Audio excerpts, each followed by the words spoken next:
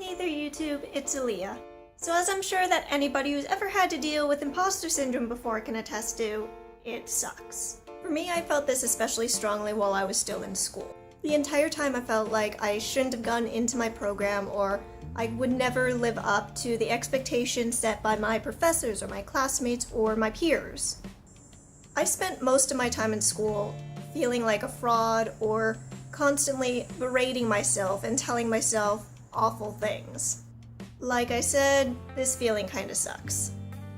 And since I'm pretty sure that basically everybody goes through imposter syndrome at some point or another, here are 5 ways to help deal with it the next time it rears its ugly head. First off, acknowledge that you're really not as important to the world overall as your brain is telling you that you are. Yes, it's true that everybody has something special and unique to offer to the world, but imposter syndrome can stem from this idea of, if I don't do this thing right, then I'm going to let everybody down and I have to be able to do this for the group or for the world as a whole. When in reality, if you don't do the thing or you're not able to do the thing, it's not going to be the end of the world.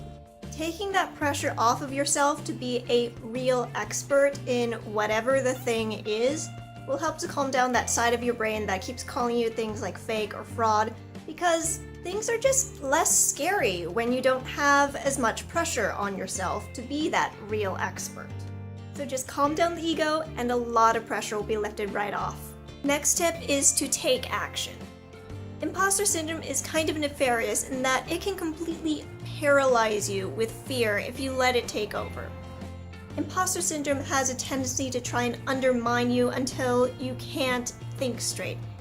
It will say things to you like you're a fraud, you aren't amounting to anything in your life, you're never gonna do anything in your life.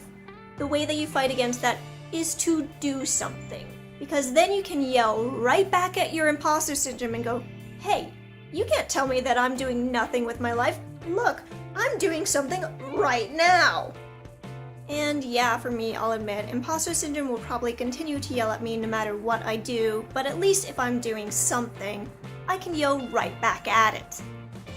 The next one is if you're in a really bad mental funk, and it's also pretty simple.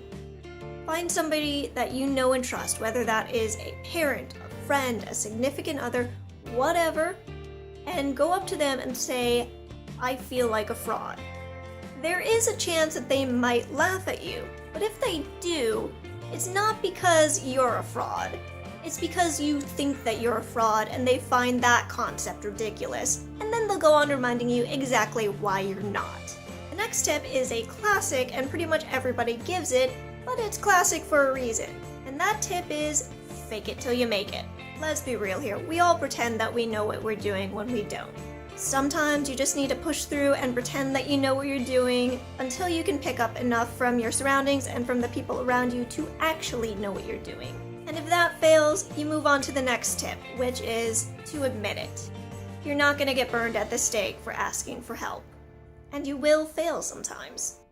If you run into situations where you genuinely don't know what you're doing, admit it and ask for some help. People tend to like it when you're genuine and honest. Pretty much my entire life I've been fighting against this idea that I've been doing something wrong with my life in some way or another. This thought that I was always a fraud and I'm always going to be called out on it by something in life. But that's not the case. Life is messy and unpredictable.